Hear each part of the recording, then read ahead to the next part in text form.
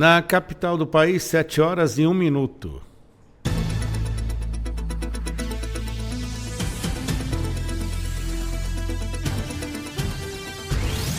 A Rádio Justiça apresenta Revista Justiça.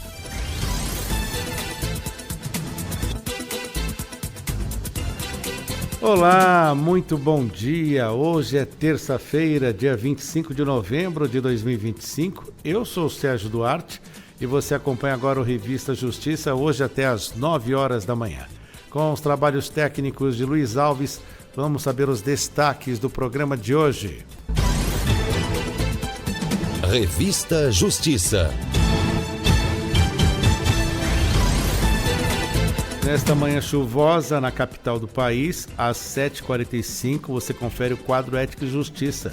Teremos a participação do Procurador de Justiça no Estado de São Paulo, doutor em Direito Penal, presidente do Instituto Não Aceito Corrupção, o doutor Roberto Liviano.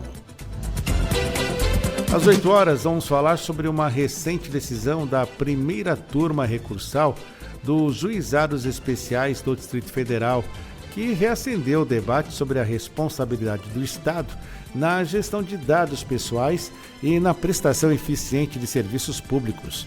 Após quase 20 anos convivendo com a duplicidade no cadastro da CNH, que vinculava o CPF dele de um terceiro, o motorista finalmente obteve na Justiça o reconhecimento do dano moral sofrido e a condenação do Detran-DF ao pagamento de uma indenização. Para entender melhor os desdobramentos jurídicos e também o impacto dessa decisão, nós vamos conversar com o advogado especialista em Direito Administrativo, o Dr. Emerson Caetano. Às 8h15, vamos falar sobre a Receita Federal, que publicou uma resolução do Comitê Gestor do Simples Nacional, e ela traz uma mudança sensível para quem atua como microempreendedor individual, o MEI. A partir de agora, a renda da pessoa física vinculada a esse MEI passa a ser somada ao faturamento da empresa para efeito de permanência no Simples Nacional. Na prática, esse novo critério aumenta o risco de desenquadramento, sobretudo para trabalhadores autônomos que têm outras fontes de renda além do negócio principal, já que o limite anual do MEI ele permanece em R$ 81 mil. Hoje, vamos explicar o que muda, quem será afetado e quais os cuidados precisam ser tomados. Quem vai falar sobre isso é o conselheiro do Conselho Federal de Contabilidade, o doutor Adriano Marrocos. E às 9h da manhã você confere a transmissão conjunta da Rádio TV Justiça da Seção de Dissídios Individuais 2 do Tribunal Superior do Trabalho. E teremos lá a participação da doutora Cíntia Fernandes comentando os temas da pauta de julgamentos do TST dessa sessão marcada para hoje, terça-feira. O Revista Justiça conta com a sua participação pelo WhatsApp 61 999758140. Você pode nos assistir no canal 1.3 da TV Digital aberta para o Distrito Federal e entorno, também pelo aplicativo TV Justiça Mais ou ainda pelo YouTube. E você pode nos ouvir no Tanin ou no radios.com.br. É só fazer a pesquisa como Rádio Justiça FM. Pesquisa que você também faz assim lá no YouTube. Rádio Justiça ao vivo. 7h06.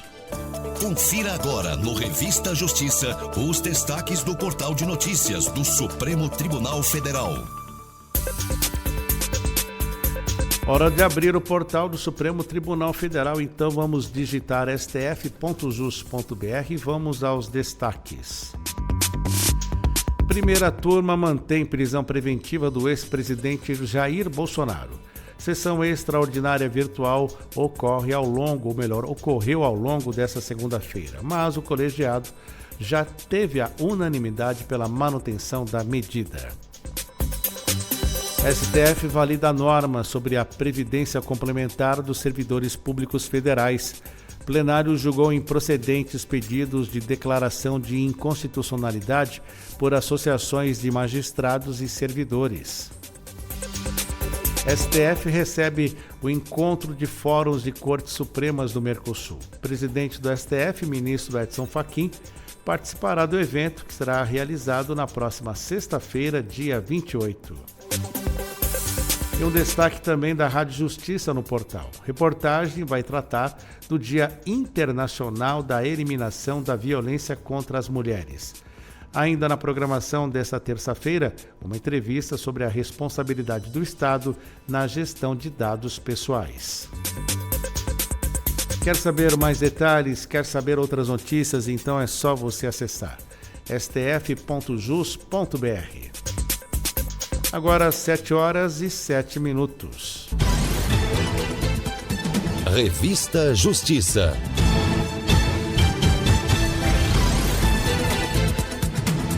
Por unanimidade, a primeira turma do Supremo Tribunal Federal vota para manter a prisão preventiva de Jair Bolsonaro. Mais detalhes com a Fernanda Porto. A sessão virtual extraordinária começou às 8 horas da manhã e vai até às 8 horas da noite. Mas todos os ministros da primeira turma já apresentaram os votos. Por unanimidade, o colegiado votou para manter a prisão preventiva de Jair Bolsonaro. O julgamento referenda a decisão do ministro Alexandre de Moraes, que decretou a prisão preventiva do ex-presidente na madrugada do último sábado. O pedido foi feito pela Polícia Federal, que alegou risco de fuga depois que identificou uma tentativa de violação da tornozeleira eletrônica usada por Bolsonaro. O ex-presidente foi preso preventivamente por volta das 6 horas da manhã de sábado. Foi levado para a Superintendência da Polícia Federal do Distrito Federal e passou por audiência de custódia ontem, domingo. Bolsonaro negou intenção de fuga e afirmou que estava com alucinação por efeitos colaterais de remédios e achou que tinha uma escuta na tornozeleira e por isso tentou abrir um dos lacres. Também nesse domingo, o ministro Alexandre de Moraes publicou outra decisão em que permite que Carlos, Flávio e Renan Bolsonaro visitem o pai. A decisão estipula que Carlos e Flávio Bolsonaro podem fazer a visita amanhã, terça-feira, dia 25 de novembro, entre as 9 e 11 horas da manhã. Já Renan Bolsonaro está liberado para visitar o pai na manhã da próxima quinta-feira, dia 27, também entre as 9 e 11 horas da manhã. As visitas devem ocorrer separadamente, ou seja, uma pessoa por vez, com duração máxima de 30 minutos cada. O ministro Alexandre de Moraes manteve posicionamento de que as pessoas que queiram visitar o ex-presidente devem pedir previamente autorização ao Supremo Tribunal Federal. Somente os advogados já constituídos na defesa de Bolsonaro e os médicos que o acompanham têm liberação de visita sem aviso prévio, mas devem seguir as orientações de conduta da Polícia Federal. Jair Bolsonaro estava em prisão domiciliar e aguardava prazo de conclusão de recursos para começar a cumprir a pena de 27 anos e 3 meses de prisão por liderar uma organização que buscava dar um golpe de Estado. Rádio Justiça. De Brasília, Fernanda Porto. O Conselho Nacional de Justiça editou uma nova norma e ampliou para 30% as cotas raciais nos concursos para o Judiciário. Confira na reportagem do Neto Costa. O plenário do Conselho Nacional de Justiça aprovou o ato normativo que atualiza as regras sobre a aplicação de cotas nos concursos públicos para ingresso nas carreiras do Poder Judiciário. O objetivo é adequar a política de ações afirmativas à Lei nº 15.142, de 2025, que redefiniu os critérios de reserva de vagas no âmbito da administração pública e outros órgãos. A principal mudança é o aumento do percentual mínimo de reserva de vagas, de 20% para 30%. A medida passa a abranger não apenas pessoas pretas e pardas, mas também indígenas e quilombolas. com critérios específicos de identificação e mecanismos de confirmação da condição declarada. A aprovação da nova norma do CNJ foi sob a relatoria do conselheiro João Paulo Choquer e reforça o compromisso do Judiciário com a promoção da equidade racial, especialmente neste mês em que se comemora a consciência negra. A ampliação das cotas é um passo importante para enfrentar desigualdades estruturais e garantir maior representatividade nos quadros do serviço público, como explica a advogada Tuane Costa, presidente da Comissão de Igualdade Racial da OAB-DF. Mais do que uma medida pontual, ela representa um passo fundamental de reparação histórica de um país que é o Brasil, que infelizmente foi um dos últimos a abolir a escravatura e que ainda lida com essa estrutura racista no dia a dia. É importante que as pessoas negras e pardas, indígenas e quilombolas ocupem espaço de poder em todas as esferas. Não é diferente no Poder Judiciário. Temos também a exigência, de editais que expliquem de forma clara e transparente a distribuição dessas vagas e a ordem dessa nomeação, o que traz uma segurança para os candidatos, mantendo a obrigatoriedade do procedimento de heteroidentificação, que é crucial para garantir que as vagas cheguem a quem é de direito. E um ponto que eu vejo com bons olhos é essa preocupação expressa da resolução com a fiscalização e a revisão periódica dessa política de cotas. Com a aprovação da nova resolução, a política de cotas passa a ser aplicada em concursos com 2 ou mais vagas, o que inclui as vagas que surgirem durante a validade do certame. O texto garante a aplicação integral em concursos de cadastro de reserva. Para assegurar a lisura e a efetividade da política, a nova norma reforça a obrigatoriedade do procedimento de heteroidentificação para pessoas pretas e pardas, com comissões formadas por especialistas de diferentes áreas. Para indígenas e quilombolas, a confirmação de autodeclaração deverá contar com a participação de membros desses próprios grupos, considerando o pertencimento territorial, histórico e linguístico. Para o advogado e professor de Direito Pedro Alves, a norma é constitucional e trata da promoção de inclusão de grupos historicamente marginalizados. Não se trata de um privilégio do ponto de vista jurídico. Na verdade, esse tipo de diferenciação, ele é realizado com o objetivo de promover a inclusão desses grupos que foram historicamente marginalizados, que está em consonância com os objetivos da Constituição Federal. Tal legislação, ela tem a sua constitucionalidade reconhecida, ela é vista como uma questão de promoção dos direitos fundamentais e justamente a decisão do CNJ, do Conselho Nacional de Justiça, vem no sentido de também aplicar esta legislação nos concursos do Poder Judiciário. E se trata aí de uma promoção de política pública com o objetivo de promover os objetivos da Constituição e de favorecer a efetivação dos direitos fundamentais, a inclusão desses grupos que foram historicamente marginalizados. A resolução do CNJ trata ainda da responsabilização em casos de fraude ou má-fé, com abertura de procedimento administrativo, direito ao contraditório e à ampla defesa, além da comunicação obrigatória ao Ministério Público e à Advocacia Geral competente. Foi estabelecido um cronograma de avaliação periódica da política, com revisão em 10 anos e reavaliação em 5 anos, a partir de dados do Censo do Poder Judiciário. Rádio Justiça, de Brasília, Neto Costa. Cuidador é condenado a 10 anos por morte de criança. A coordenadora de um hotel infantil em Belo Jardim, no Agreste Pernambucano, foi condenada a 10 anos de prisão por abandonar um menino de 3 anos que acabou se afogando na piscina do local em 20 de maio de 2022.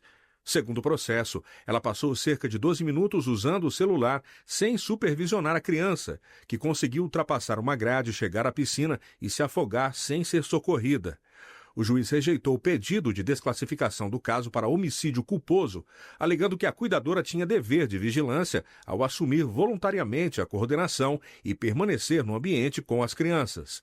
Ele também destacou que a acusada sabia do risco, já que dias antes outro funcionário havia impedido o mesmo menino de chegar à piscina. A ré poderá recorrer em liberdade porque respondeu ao processo sem prisão preventiva.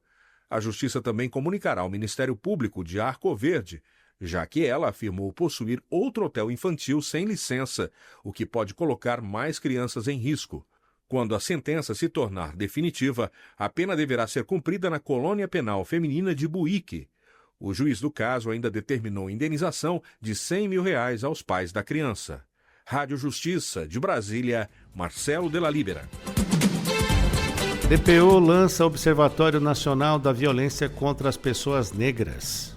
No mês da Consciência Negra, a Defensoria Pública da União lançou o Observatório Nacional da Violência contra as Pessoas Negras. O observatório propõe uma atuação preventiva na defesa dos direitos humanos da população negra brasileira e irá receber denúncias, emitir relatórios e desenvolver ações estratégicas que auxiliem o Estado brasileiro a enfrentar o racismo estrutural. O defensor público-geral federal Leonardo Magalhães reforçou o compromisso da DPU com o enfrentamento ao racismo e com a defesa da dignidade humana. Lembrando que é o primeiro defensor público-geral negro deste país. Da Defensoria Pública da União, Ademar Rodrigues. Justiça do Rio Grande do Norte determina a rescisão de contrato e indenização à consumidora por venda de veículo com defeitos. O primeiro juizado especial de Parnamirim, no Rio Grande do Norte, determinou a rescisão de um contrato de compra e venda de veículo que foi firmado entre uma consumidora e uma empresa. Ficou determinado pela Justiça que a empresa ré devolva os valores pagos, além do pagamento de indenização por danos morais. A consumidora comprou um carro no valor de R$35 mil. Entretanto, apenas um dia após a compra, o veículo apresentou problemas mecânicos e elétricos. A consumidora tentou por diversas vezes realizar reparos no veículo, bem como a substituição por outros carros. Entretanto, todos os carros que foram oferecidos pela empresa ré também apresentaram defeitos em curto prazo de tempo, o que fez com que a consumidora buscasse a justiça alegando prejuízos materiais e morais. A juíza destacou que a relação jurídica está amparada pelo Código de Defesa do Consumidor, que prevê a responsabilidade solidária do fornecedor em casos de vícios de qualidade que tornem um produto impróprio para uso. Consta no contrato que o veículo foi entregue em perfeitas condições de funcionamento, mas a documentação anexada ao processo demonstrou que os defeitos surgiram quase imediatamente após a compra. Assim, a empresa foi condenada a devolver o valor de R$ 2.955 referentes à entrada e parcelas já pagas, providenciar a quitação integral do financiamento vinculado ao veículo adquirido e pagar R$ 4.000 a título de indenização por danos morais. Rádio Justiça de Brasília, Neto Costa. 7h20. Tivemos aí o Neto Costa, agora vamos com o Marcelo Fernandes. O Judiciário Catarinense vai repassar 108 veículos a municípios com menor orçamento. Para racionalizar custos e aumentar a eficiência dos serviços jurisdicionais e administrativos, o Poder Judiciário de Santa Catarina iniciou uma nova política de gestão de frotas em suas comarcas. Com a adoção de transporte por aplicativo e alocação de veículos, o Judiciário Catarinense destinará nos próximos meses 108 automóveis fabricados entre 2011 e 2015 para doação a prefeituras de municípios com menor orçamento, preferencialmente das comarcas sede ou abrangidas pela jurisdição local. A primeira doação já ocorreu no último dia 18 de novembro, na comarca de Herval do Oeste, ao município de Herval Velho. O veículo será incorporado à Secretaria de Assistência Social com a finalidade de apoiar o atendimento a famílias em situação de vulnerabilidade. O estudo técnico da diretoria do Tribunal Catarinense identificou que 75% da frota do Judiciário Catarinense é composta por veículos de 2011, muitos deles com baixa quilometragem e uso reduzido. Em 2024, metade das comarcas realizou, em média, apenas um deslocamento semanal com veículo próprio. Diante desse cenário, a Diretoria de Infraestrutura propôs medidas para otimizar deslocamentos e reduzir custos operacionais. De acordo com o diretor-geral administrativo do Tribunal Catarinense, Alexandro Postali, a ação combina sustentabilidade, responsabilidade social e gestão eficiente dos recursos públicos. Esses veículos passam a reforçar estruturas municipais e apoiar serviços essenciais, como o transporte de pacientes e ações sociais. Do Tribunal de Justiça de Santa Catarina, em Florianópolis, Marcelo Fernandes para a Rádio Justiça. Justiça mantém a condenação por injúria racial e ameaça em Hospital de São Paulo. Uma mulher teve a condenação mantida por injúria racial contra um médico e por ameaçar uma enfermeira durante uma visita à avó internada, após pedir calmante e receber orientação para buscar atendimento em outra unidade. Os crimes ocorreram em um hospital da capital paulista. A decisão foi confirmada pela 7ª Câmara de Direito Criminal do Tribunal de Justiça de São Paulo, que manteve a sentença da 5ª Vara Criminal da capital. As penas somam 2 anos de reclusão e mais 1 mês e 5 dias de detenção em regime inicial aberto, substituídas por prestação de serviços à comunidade e pagamento de multa. Segundo o processo, a mulher pediu um calmante ao médico, mas foi informada de que o local atendia apenas emergências e que ela deveria procurar o Centro de Atenção Psicossocial, o CAPS, ou uma unidade de pronto atendimento. Nesse momento, passou a ofender o médico com termos racistas e também ameaçou uma enfermeira. No voto, o desembargador relator do caso destacou que a conduta rejeitou a alegação de que a ré, por ser bipolar, não poderia ser responsabilizada. O magistrado explicou que o transtorno bipolar só afastaria a responsabilidade penal se afastasse a capacidade de discernimento, o que não ocorreu no caso concreto. Rádio Justiça, de Brasília, Marcelo de la Libera. Hoje, 25 de novembro, é o Dia Internacional pela Eliminação da Violência contra as Mulheres. Sobre o assunto, o repórter Neto Costa preparou uma reportagem especial. Vamos acompanhar.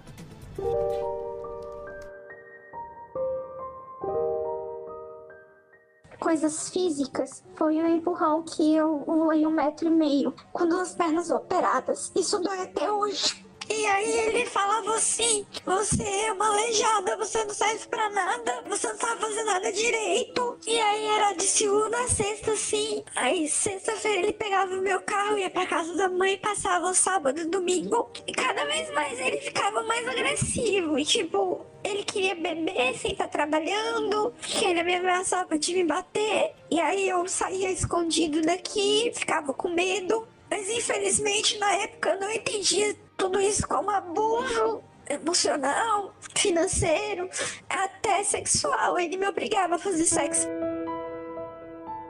Esse depoimento é real, de uma personagem que não quer se identificar e que sofreu agressões durante 5 anos em um casamento que durou 8 anos. Ele ilustra bem a importância do Dia Internacional pela Eliminação da Violência contra a Mulher, celebrado anualmente em 25 de novembro, para denunciar a violência contra as mulheres no mundo e exigir políticas para a sua erradicação em todos os países.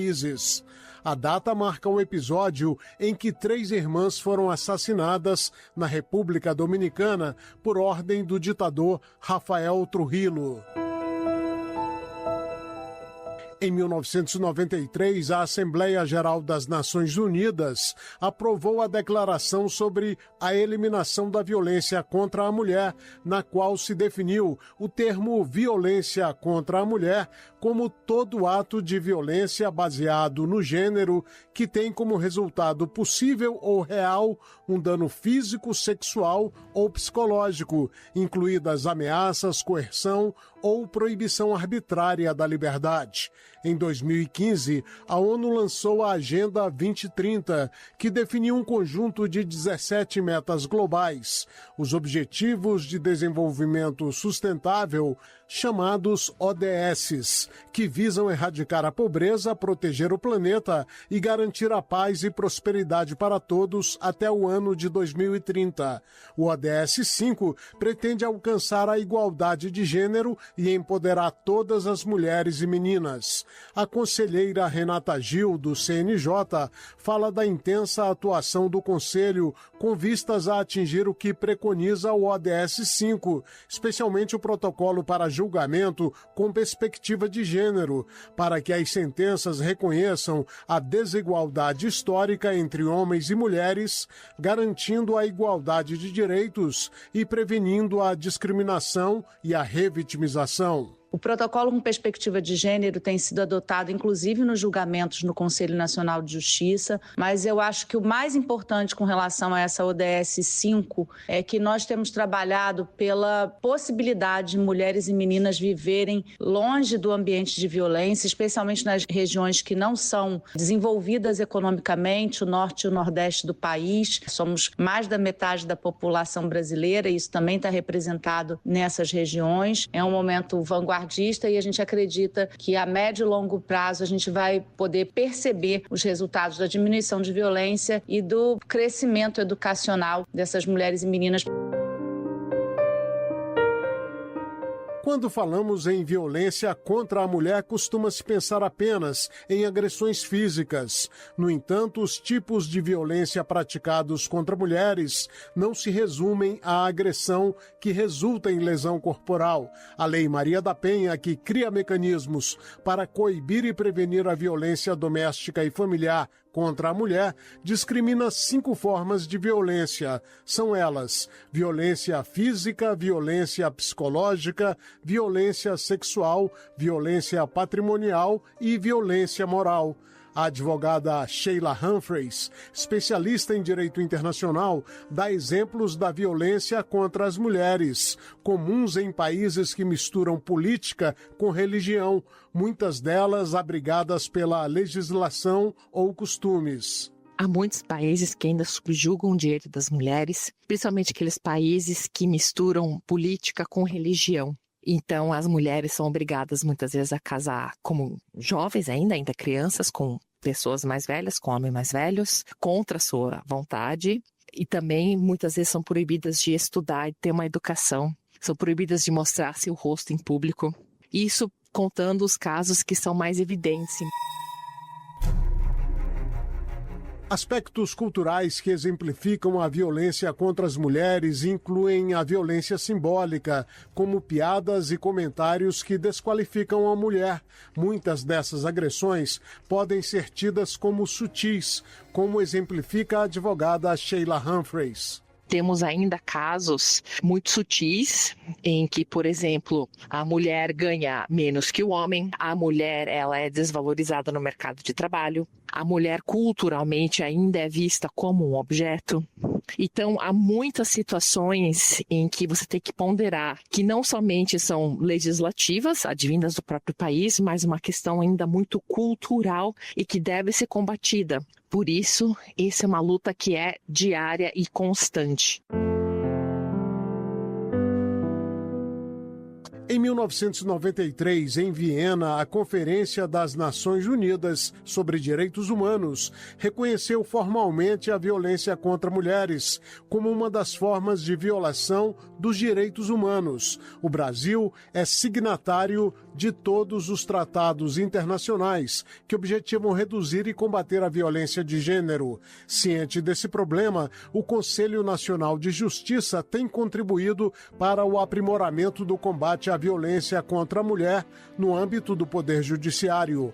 Em 2007, por meio das Jornadas Maria da Penha, o CNJ criou um espaço de promoção de debates, troca de experiências e orientações voltadas à aplicação da Lei Maria da Penha no sistema de justiça. No mesmo ano, o CNJ aprovou recomendação orientando o judiciário a criar varas especializadas e juizados de violência doméstica e familiar em todos os estados. Desde então, já foram criadas centenas de unidades judiciárias exclusivas, salas de atendimento e setores psicossociais para o atendimento de mulheres e familiares vítimas de violência doméstica. Em 2018, a Resolução 254 do CNJ instituiu a Política Judiciária Nacional de Enfrentamento à Violência contra as Mulheres, definindo diretrizes e ações de prevenção e combate à violência contra as mulheres e garantindo a adequada solução de conflitos que envolvam mulheres em situação de violência em seus diversos tipos. A conselheira Renata Gil fala das metas do CNJ com vistas à criação de uma sociedade que não seja hostil às mulheres. O CNJ tem como uma das metas de atuação a igualdade de gênero e também o combate à violência de gênero, porque a gente acredita que essa igualdade só vai ser alcançada quando as mulheres viverem em um ambiente que não seja hostil a elas. Duas resoluções importantes, uma que determina a participação feminina na justiça e a outra que trabalha com o combate a todas as formas de violência contra a mulher, muito fundamentadas na Lei Maria da Penha, que é uma dessas leis mais vanguardistas do mundo no combate à violência de gênero.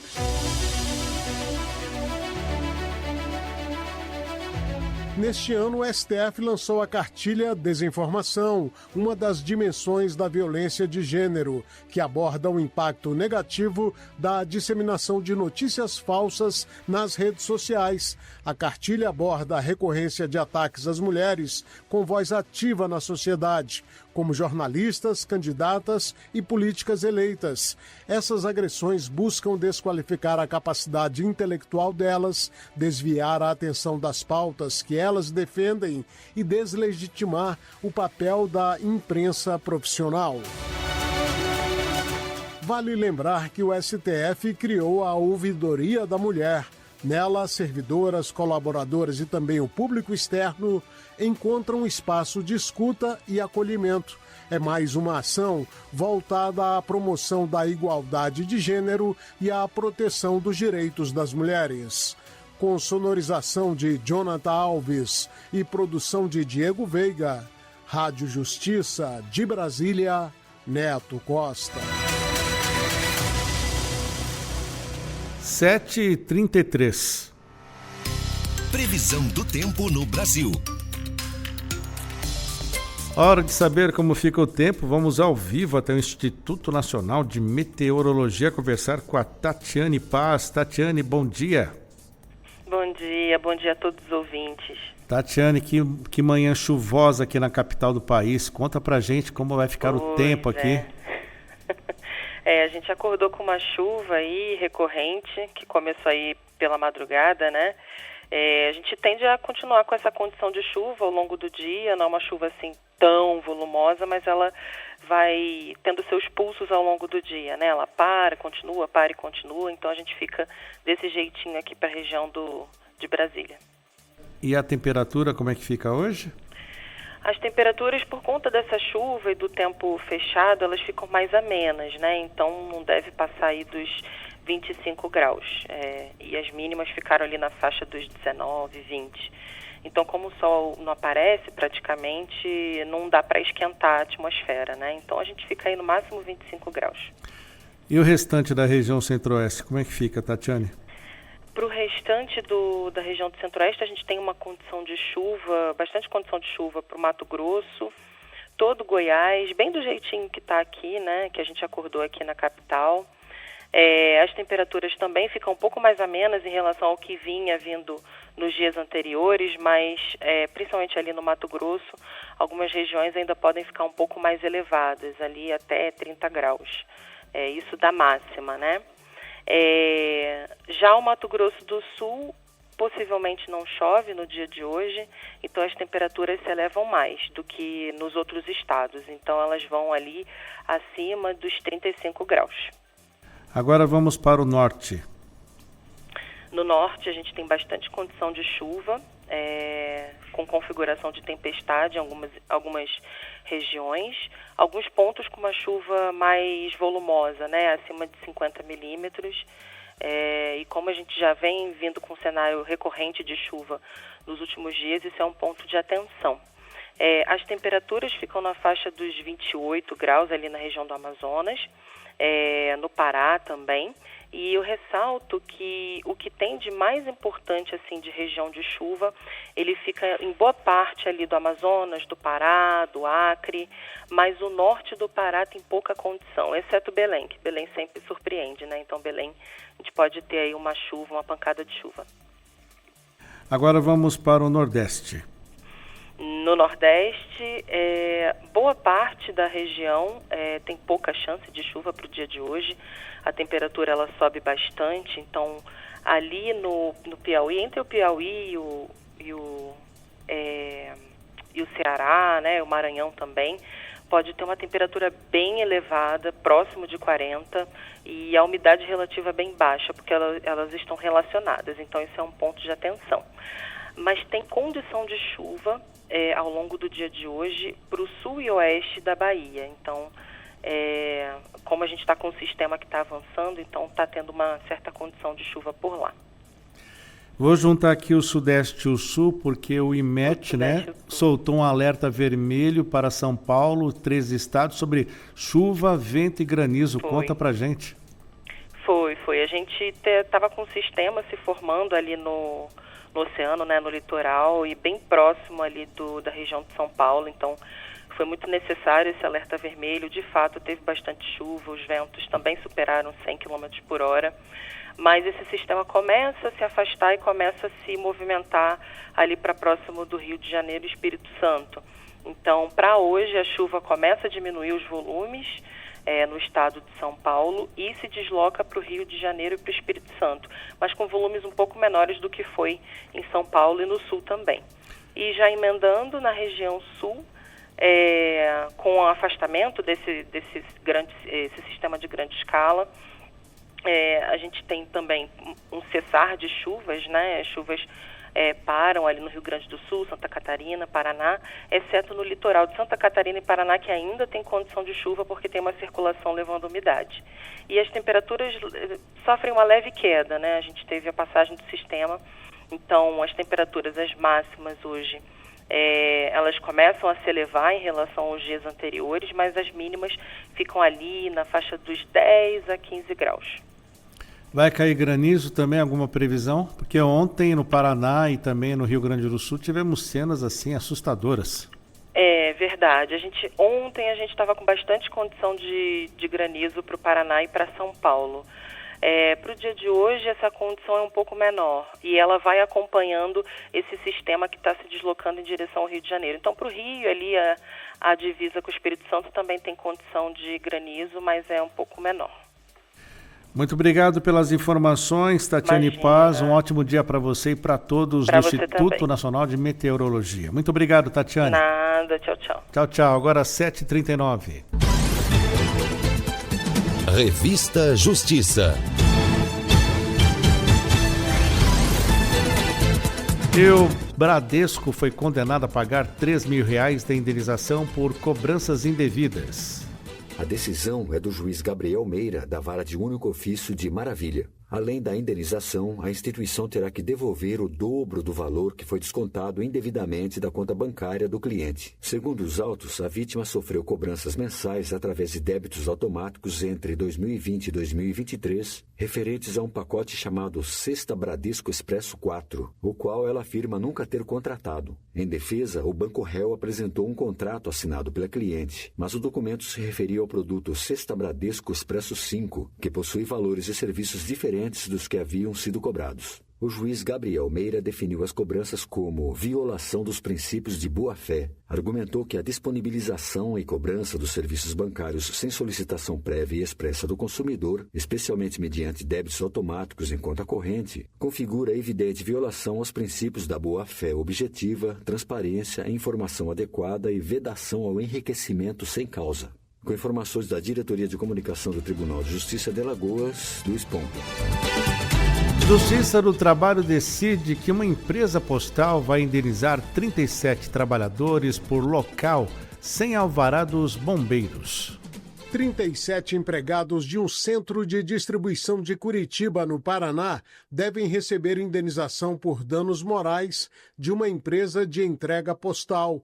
O local funcionou por mais de 2 décadas, sem projeto de combate a incêndio e sem alvará do Corpo de Bombeiros. A indenização foi fixada em R$ 3.000 por cada trabalhador.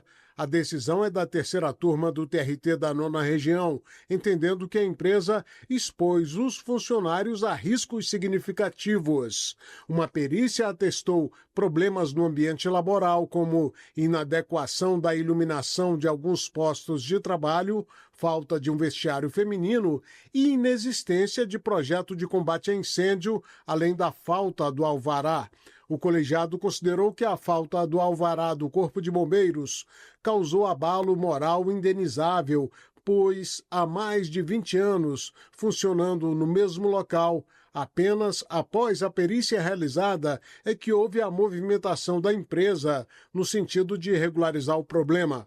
Para os magistrados, a empresa falhou no dever fundamental de proporcionar um ambiente de trabalho seguro e salubre, conforme preconiza a legislação e os princípios da dignidade da pessoa humana e da proteção ao trabalhador. Rádio Justiça de Brasília, Neto Costa. Justiça catarinense lança campanha em Quilombo marcando a passagem do Dia da Consciência Negra. O Quilombo Vidal Martins, em Florianópolis, sediou no último dia 19 de novembro o lançamento da campanha 21 Dias de Ativismo pelo Fim da Violência contra a Mulher, que teve início oficial no último dia 20 de novembro, Dia da Consciência Negra.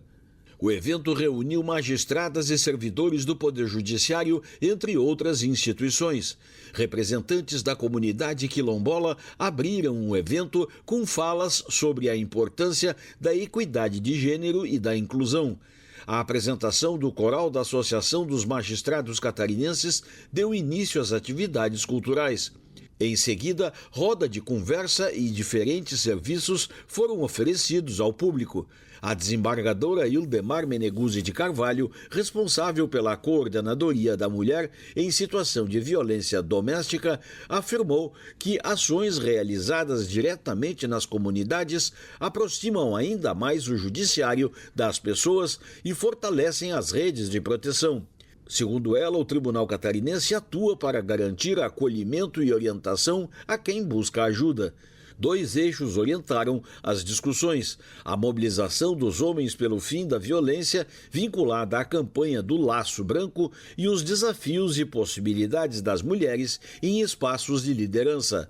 As conversas ocorreram enquanto o Centro de Referência e Assistência Social dos Ingleses, bairro da capital, atendia moradores sobre o CAD único e benefícios socioassistenciais.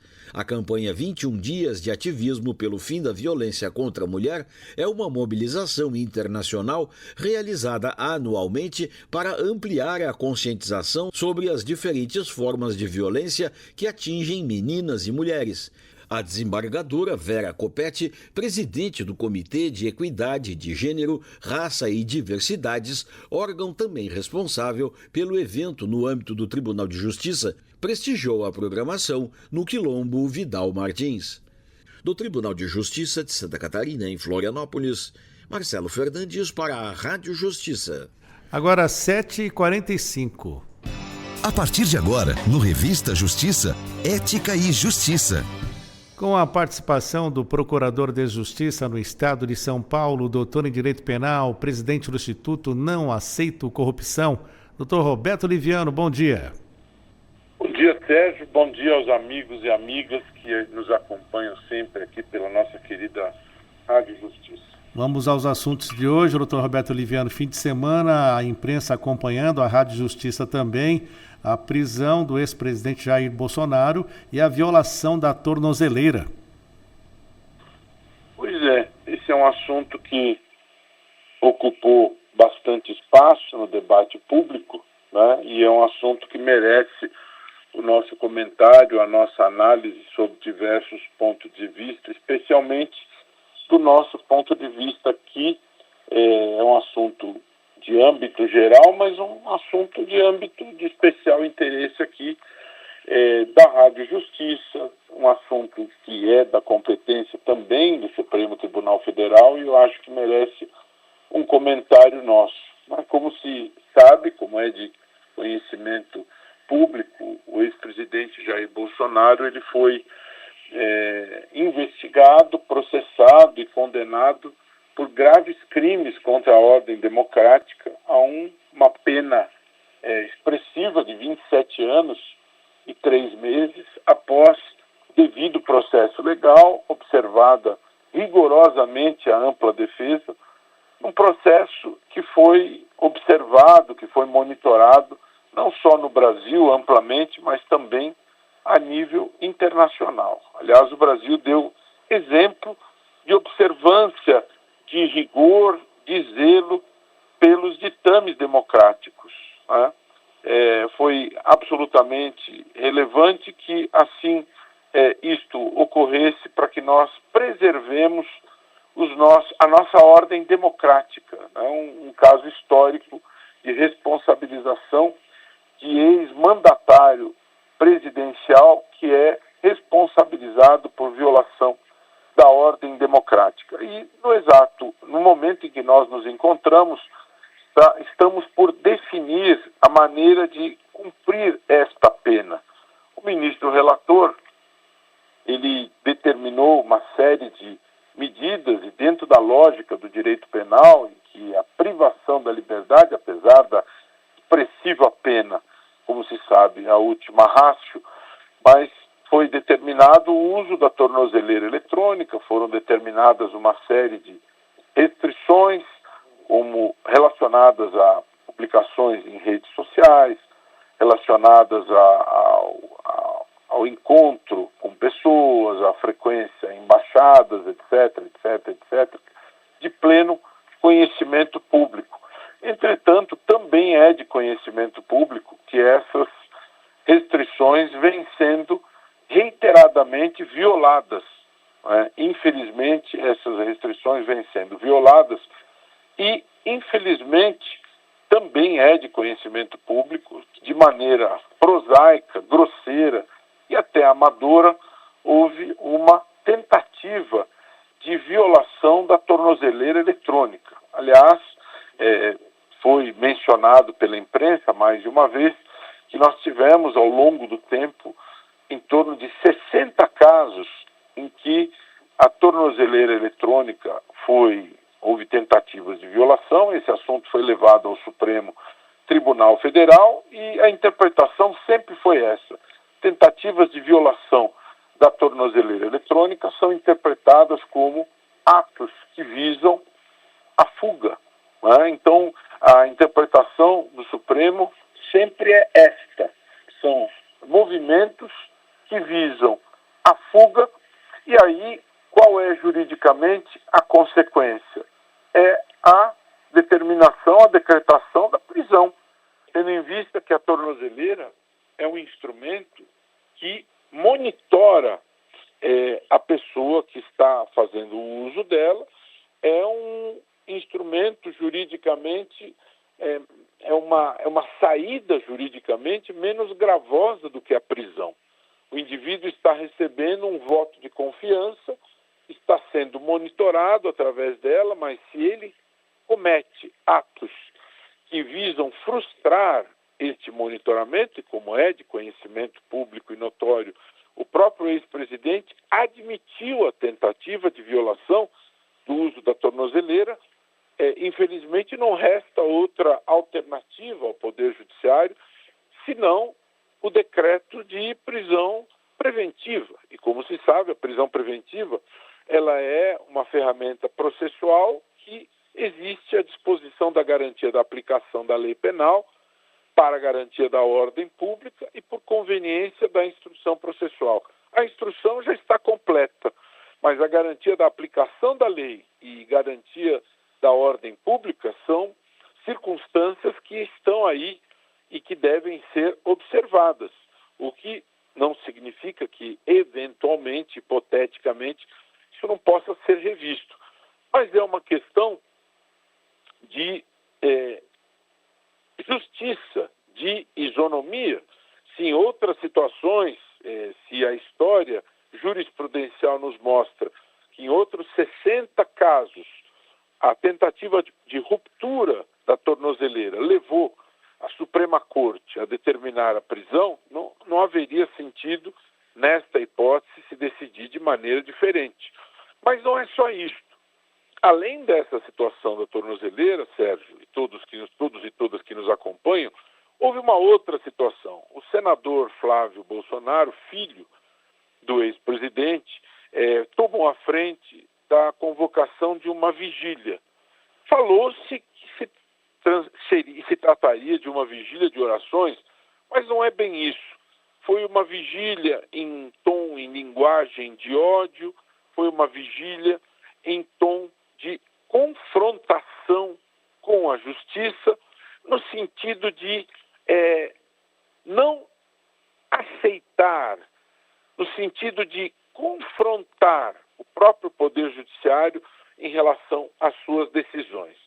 E, na verdade, qual é a condenação do ex-presidente? É uma condenação por desrespeito à ordem democrática. E a vigília, ela se mostra como mais um ato de afronta à própria ordem democrática, de desrespeito à própria ordem democrática. Uma soma desses fatores, Sérgio, a vigília de confrontação, de desafio ao Poder Judiciário, mais a questão da tornozeleira, elas se somam no sentido de não permitir ao Supremo outra alternativa. A decisão foi tomada pelo ministro relator a partir de uma provocação da Polícia Federal, referendada pela Procuradoria-Geral da República, o Ministério Público, e a decisão do ministro relator, ela foi chancelada por unanimidade pela primeira turma. Então eu penso que é uma decisão que está solidamente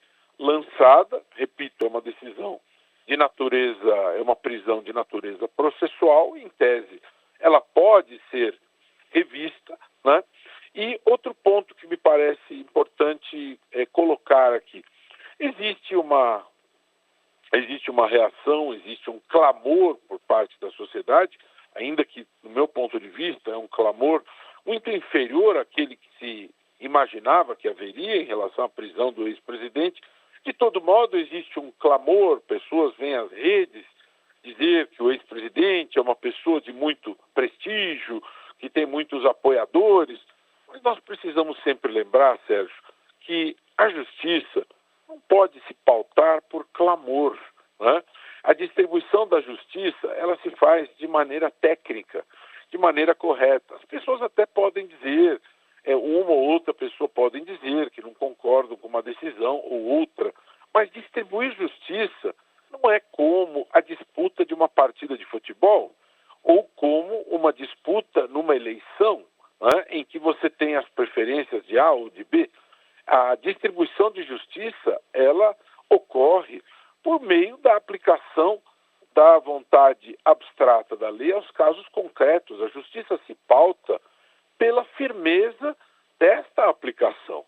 A justiça não deve se pautar pelo clamor das pessoas. Isso não é correto. Nós precisamos ter sempre a independência judicial, a firmeza da distribuição da justiça e não se deve levar pelo clamor de apoiadores.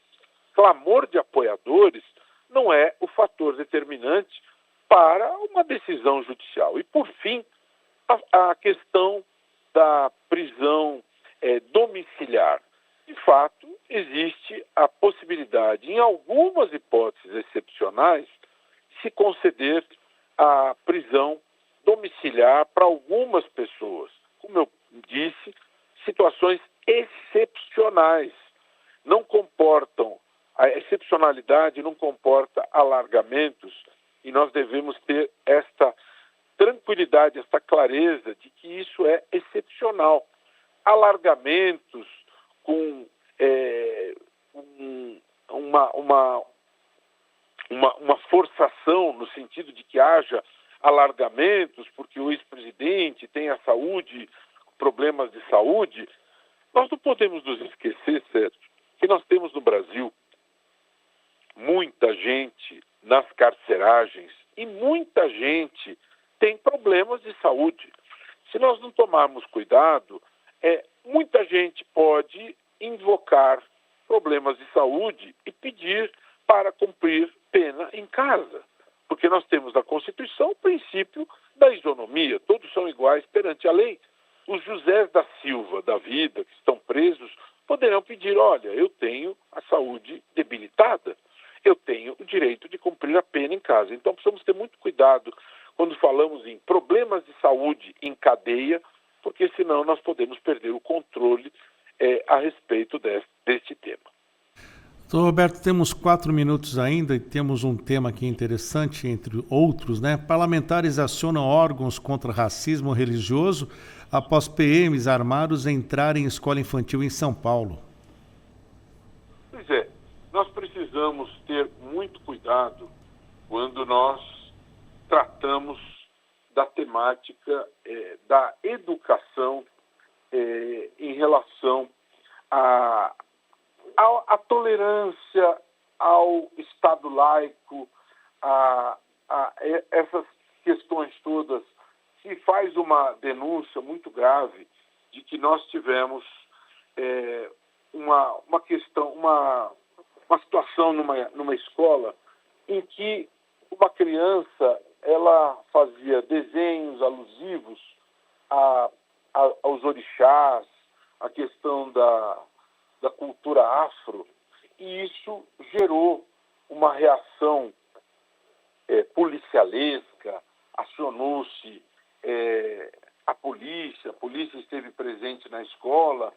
Ou seja, nós precisamos ter muito cuidado quando esse tipo de situação ocorre, Sérgio, porque, veja, a polícia ingressar no ambiente escolar numa situação como esta, nós entramos num terreno muito complicado, muito perigoso, muito complexo, em que se coloca de novo aquele problema do Estado laico, não é?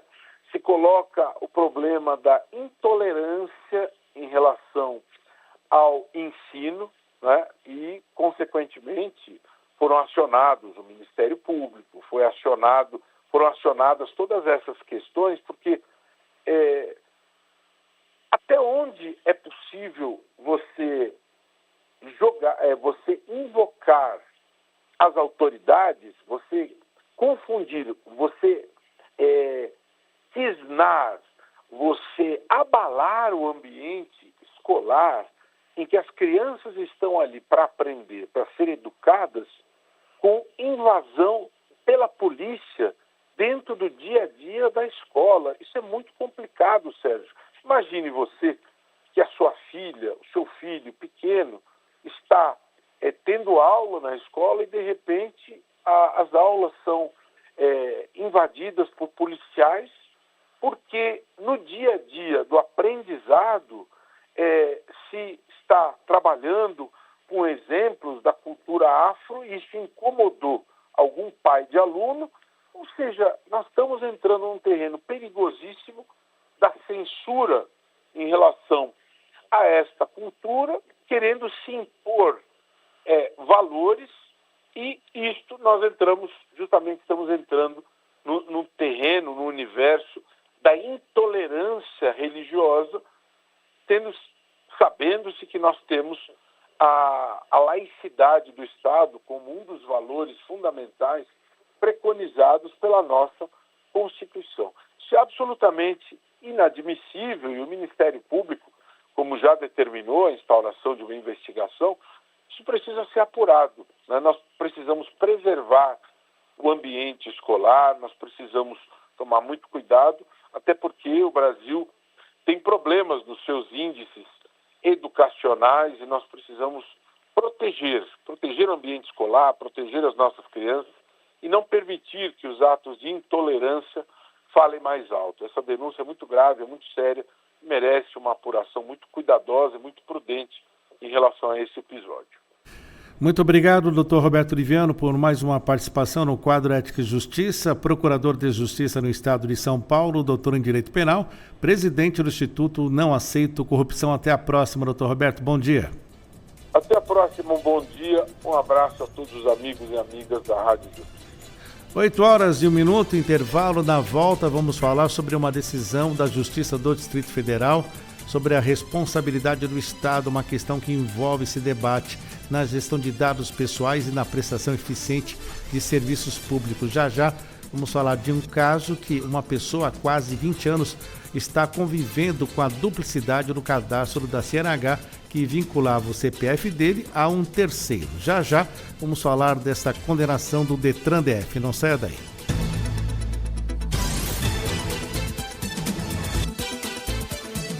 Estamos apresentando Revista Justiça.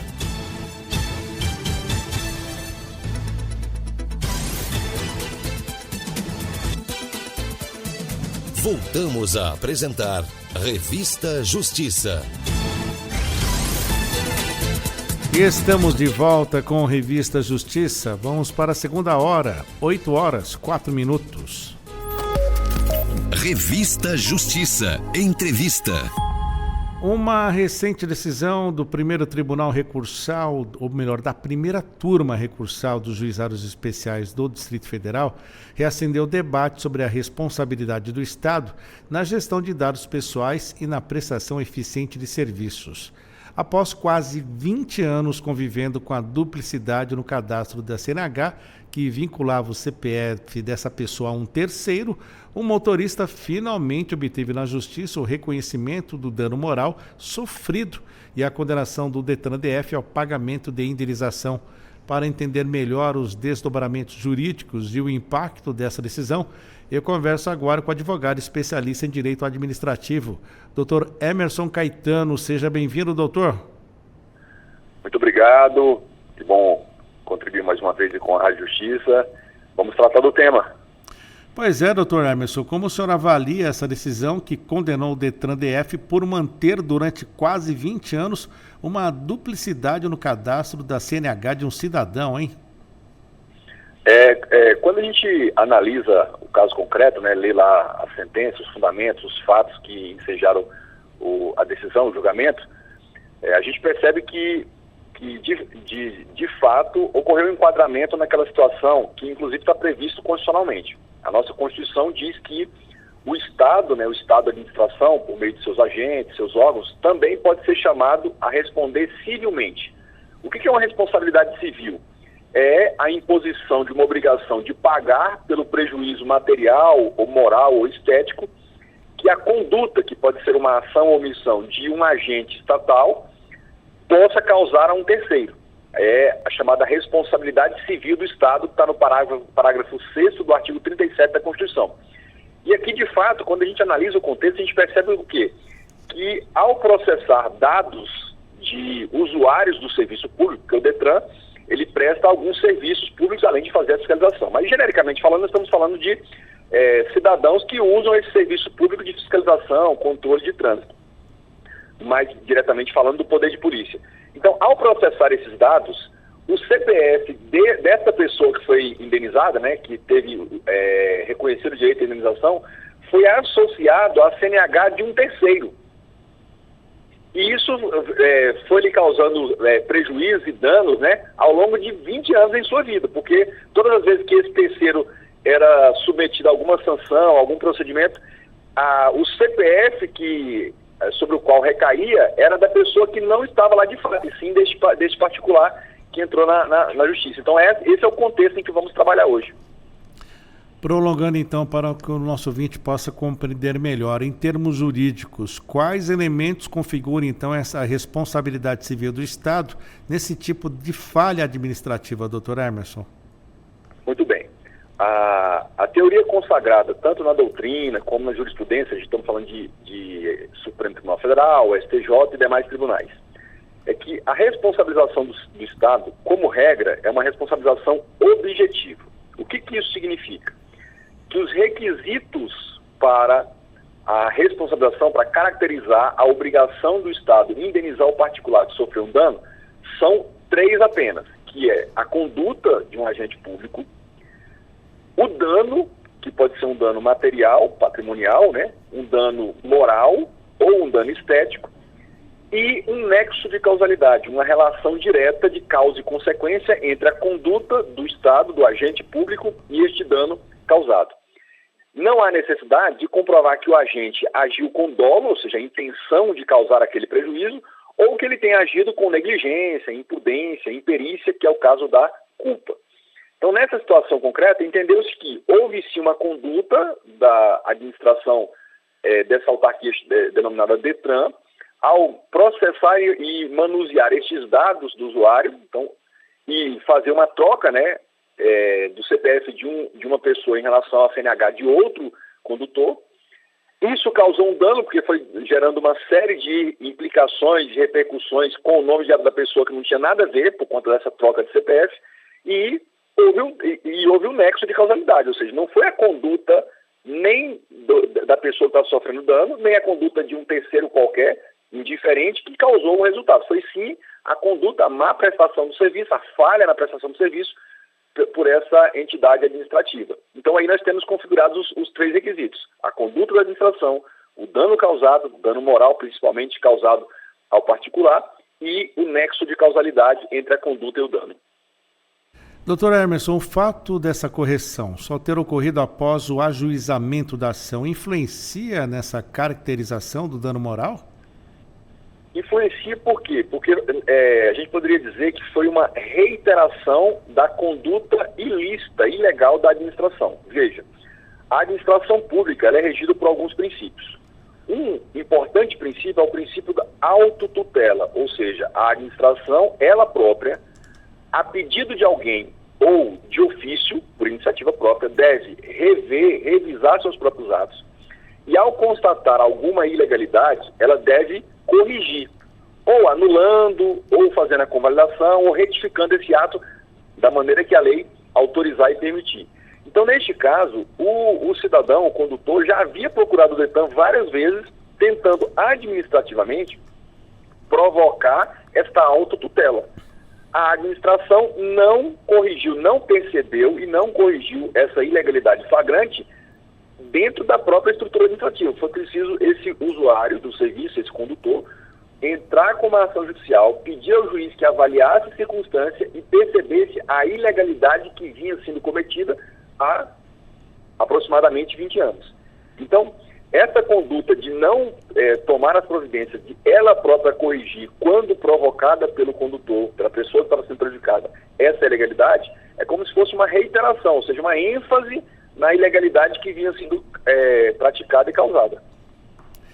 Ainda falando dessa situação tão constrangedora, a própria turma recursal entendeu, doutor Emerson, que houve violação à vida privada e à dignidade da pessoa humana. Em situações como essa, o dano moral, então, ele é presumido? Não é uma situação de presunção especificamente, porque quando a gente vê a decisão, ele fala, olha, houve uma série de fatos, como notificações, bloqueio de sistema, até aplicação de pontos na carteira, aplicação de multas pecuniárias.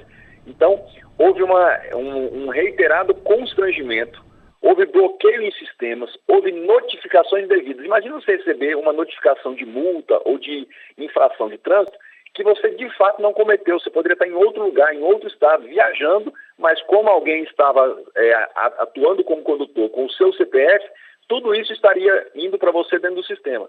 Então, a gente chama no direito de ipso fato, ou seja, essa reiteração de fatos faz evidenciar de forma inequívoca, que é um pouco diferente da presunção, ou seja, é algo tão latente que não há como negar essa violação à dignidade da pessoa humana, ou seja, você está sendo achincalhado, espizinhado, o tempo todo incomodado, perturbado, constrangido por essa falha da administração. Então, é mais do que presumir, é uma coisa tão reiterada e tão evidente que é latente, é flagrante aos olhos que tudo isso que aconteceu estava afetando a dignidade da pessoa, a tranquilidade, a reputação e além dos aspectos patrimoniais que estavam sendo afetados. Doutor Emerson, esse caso ele revela falhas na gestão de dados pessoais por parte do Estado.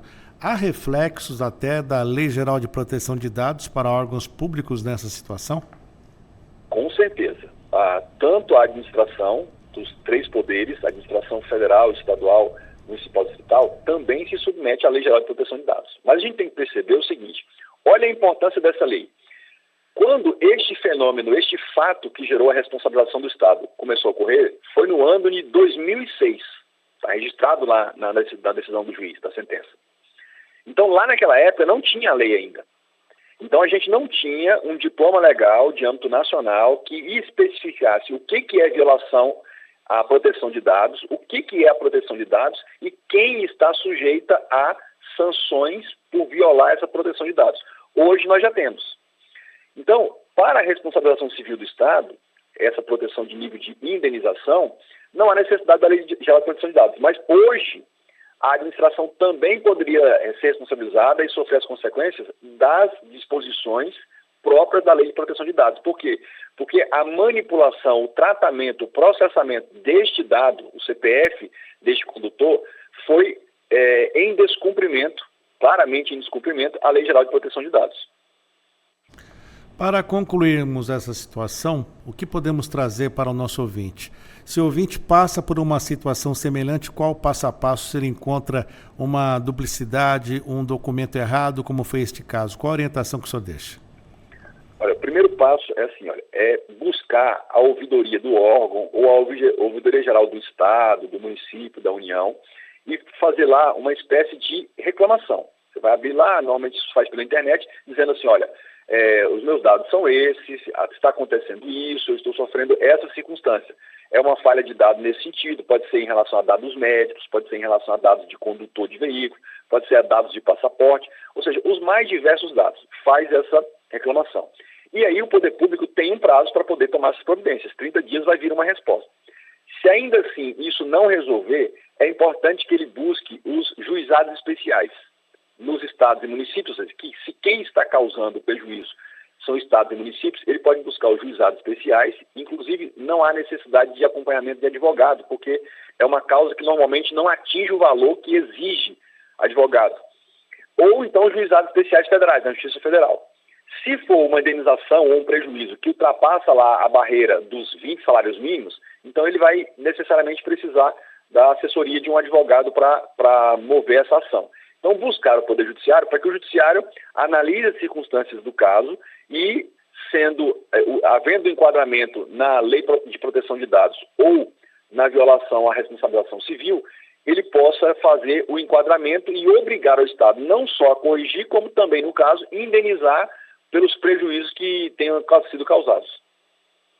Conversamos na Rádio Justiça com o Dr. Emerson Caetano, advogado especialista em direito administrativo. Falamos sobre decisão da primeira turma recursal dos juizados especiais do Distrito Federal. Essa decisão recendeu um debate sobre a responsabilidade do Estado na gestão de dados pessoais e na prestação eficiente de serviços públicos. Após quase 20 anos convivendo com a duplicidade no cadastro da CNH, que vinculava o CPF dele a um de um terceiro, o motorista finalmente obteve na Justiça o reconhecimento do dano moral sofrido e a condenação do Detran-DF ao pagamento de indenização.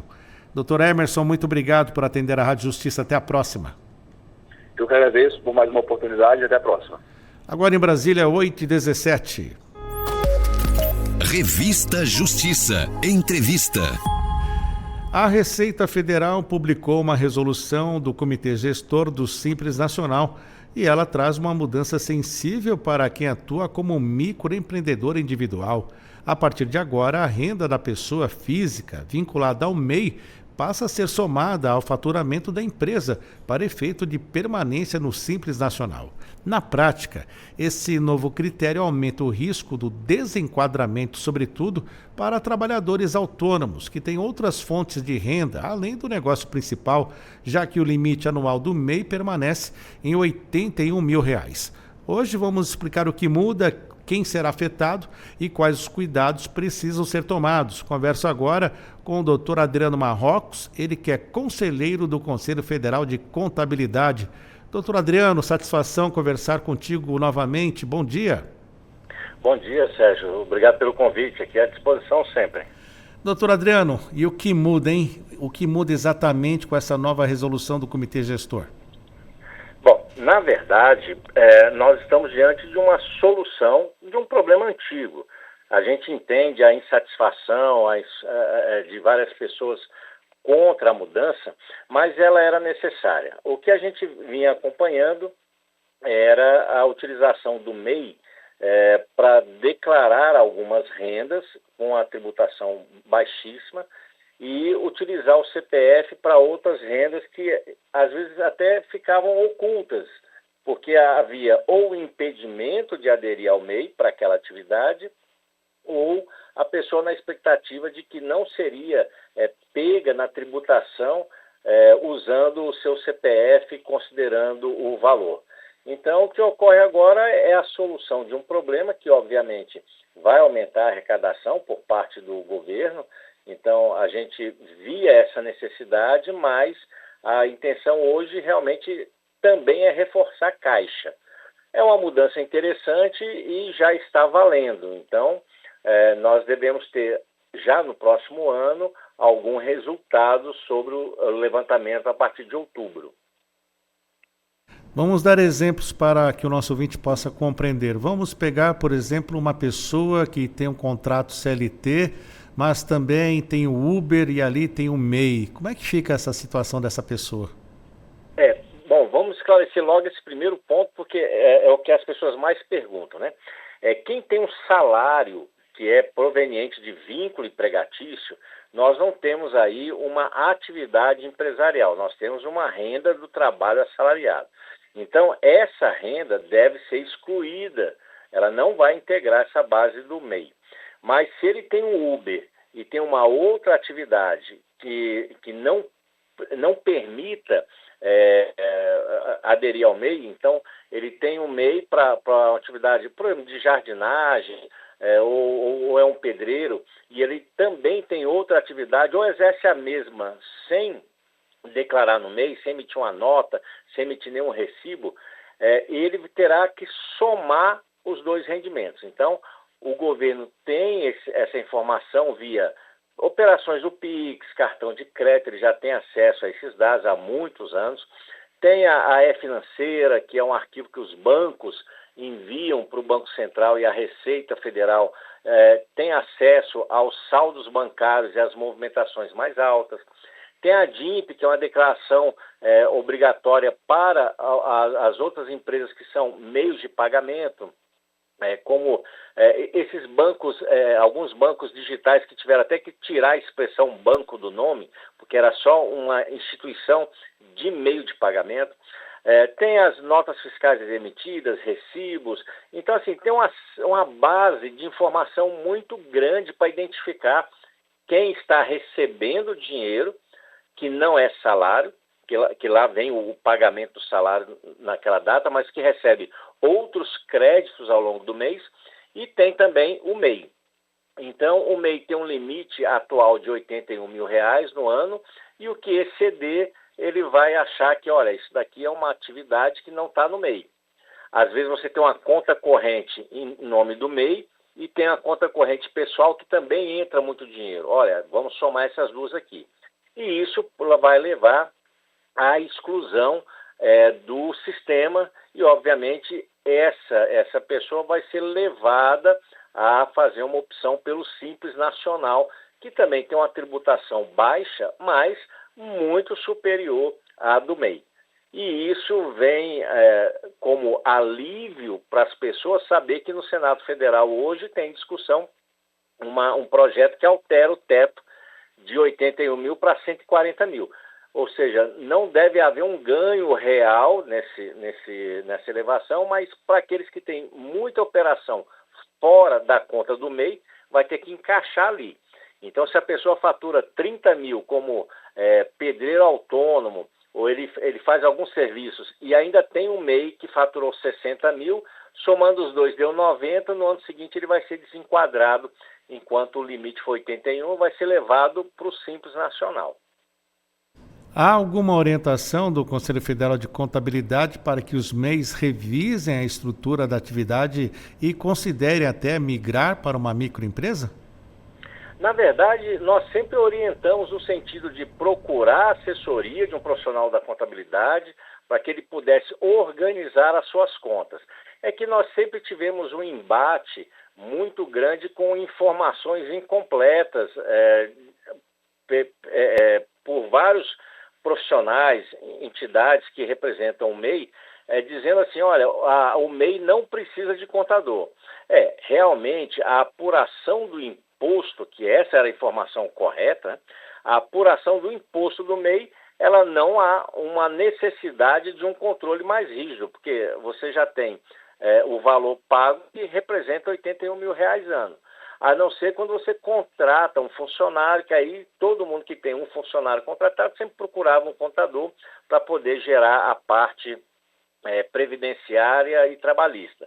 Mas sem um empregado, a pessoa acabava, não preciso do contador, então nós encontrávamos problema na época do imposto de renda da pessoa física, porque tinha que fazer um cálculo e a pessoa não tinha controle nenhum. Com essa medida, ele vai precisar controlar as suas contas, vai precisar procurar um profissional da contabilidade para que ele evite esse problema da exclusão do sistema, que é um sistema interessante e que requer mais atenção agora com essa providência por parte do governo, que foi a aprovação dessa resolução, que é a resolução 183 de 2025 do Conselho Gestor do Simples Nacional. Estou conversando com o Dr. Adriano Marrocos, ele que é conselheiro do Conselho Federal de Contabilidade, a respeito dessa resolução que ele citou, que traz mudanças sensíveis para quem atua como microempreendedor individual. Então, não há nenhum impedimento da pessoa ser MEI, mas também ter um contrato CLT. É isso, doutor Adriano? Não há nenhum impedimento, não. Assim como há uma discussão aqui, e aí não está escrito na resolução, porque a resolução fala que você tem que somar a receitas da atividade empresarial. E quem tem um imóvel, por exemplo, alugado, é outra renda que ela é patrimonial, é um rendimento de capital. Então, também, em tese, não vai ser somada à renda do MEI. Mas a questão toda é aquele que trabalha usando um CNPJ de MEI e também prestando serviço sem usar o MEI. Às vezes, ele tem duas atividades e uma delas não se encaixa no MEI, que existem algumas atividades que são impedidas de aderir ao MEI. Então, ele pode ser, por exemplo, um profissional liberal, que está impedido, mas, ao mesmo tempo, ele tem um hobby, uma atividade complementar, ele é jardineiro, gosta de paisagismo, então, aí ele vai trabalhar com jardim, ele tem um MEI. Mas ele é um profissional de assessoria em alguma outra atividade e emite RPA, emite o seu recibo. Então ele vai ter que somar aquele recibo da pessoa física, todo o dinheiro que ele recebeu, com o faturamento do MEI. E aí o detalhe é que o MEI já presume R$81 mil ano, e ele, se não tiver controle efetivo, ele vai ter que considerar como partida os 81 mil. Mas se ele tiver controle e faturar só 60 mil, ele tem como provar que faturou 60 e mostrar para o governo, olha, eu faturei 20 aqui com 60, fiquei abaixo do 81. Então, tudo isso é possível desde que tenha controle. O senhor acredita que essa regra ela vai precisar ser revista em breve, seja por pressão do setor produtivo ou até por inconsistências técnicas, doutor Adriano? Olha, na verdade, eu imagino, e aí, Sérgio, a gente conhece bem como funciona o Congresso, né? Nesse momento que fala em aumentar a arrecadação, qualquer ação dessa, ela encontra barreiras. Então, você tem, ao mesmo tempo, um projeto que eleva os 81 mil para 140 mil, alguém já até sugeriu 160 mil, então tem toda uma discussão sobre o valor, o teto, o limite para o MEI, de faturamento para o MEI, E vai haver uma discussão assim, aquela pessoa que faz bolo e ali ela usou o MEI para regularizar uma situação. Agora, ela vai ter que contratar um contador, vai ter que ter uma assessoria. Eu imagino que até as faculdades, ciências contábeis, vão poder orientar os que são menores, né?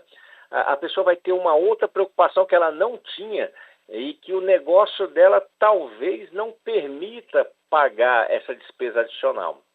Então vai haver uma discussão em torno desse limite, que eu acho que é a forma mais fácil de evitar o problema, e vai haver uma discussão sobre também rendas que não devem integrar essa base de cálculo para evitar que as pessoas sejam penalizadas, né? Nós temos ainda uma fragilidade grande na formação acadêmica, e você teria uma obrigação de ensinar administração financeira ou finanças pessoais no segundo grau, no primeiro e no segundo grau, e a gente não vê todas as escolas ainda ensinando. Então, nós não temos uma preparação desde a infância para administrar financeiramente os seus recursos.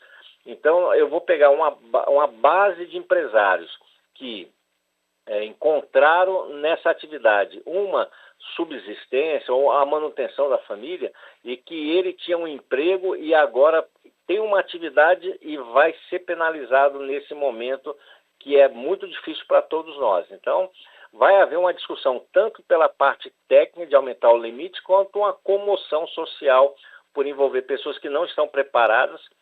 E aí volta toda aquela discussão de fiscalização do PIX, cartão de crédito. Então tem material aí para muita discussão aí. E para concluirmos, doutor Adriano, quais ou que orientações práticas o senhor daria aos MEIs a partir de agora para evitar problemas fiscais, incluindo a organização dos documentos, planejamento e consulta a profissionais de contabilidade? Seriam essas as orientações? Quais mais? As orientações básicas são essas: se organizar com a orientação adequada. Quem não tiver condições de pagar um contador, deve procurar uma faculdade de ciências contábeis, que é interessante. Pode procurar juntar 3, 4 profissionais aí que tenham MEI e procurar o mesmo contador para poder ter uma orientação assim coletiva e tentar negociar uma assessoria, porque se não tiver controle do seu faturamento, tanto da pessoa física quanto do MEI, pode ter essa desagradável surpresa e ser desenquadrado e ser levado a ingressar no Simples Nacional.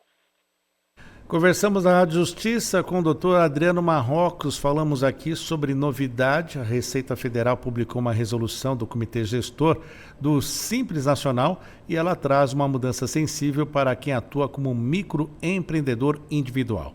A partir de agora, a renda da pessoa física vinculada ao MEI passa a ser somada ao faturamento da empresa para efeito de permanência no Simples Nacional. Doutor Adriano, muito obrigado por nos atender. Até uma próxima. Obrigado e até a próxima, Sérgio. À disposição. 8h31, intervalo no Revista Justiça, e já voltaremos aqui. E daqui a pouquinho você confere uma entrevista sobre o Ministério Público Federal do Paraná. Ele apresentou a 5ª denúncia à Justiça Federal por fraude de 318 milhões de reais no seguro defeso de pescadores paraenses. Já vamos saber mais detalhes sobre isso. Não saia daí.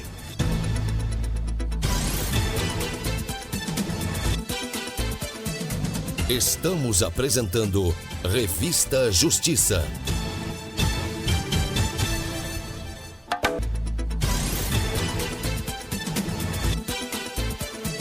Voltamos a apresentar Revista Justiça. 8h36. Revista Justiça. Entrevista.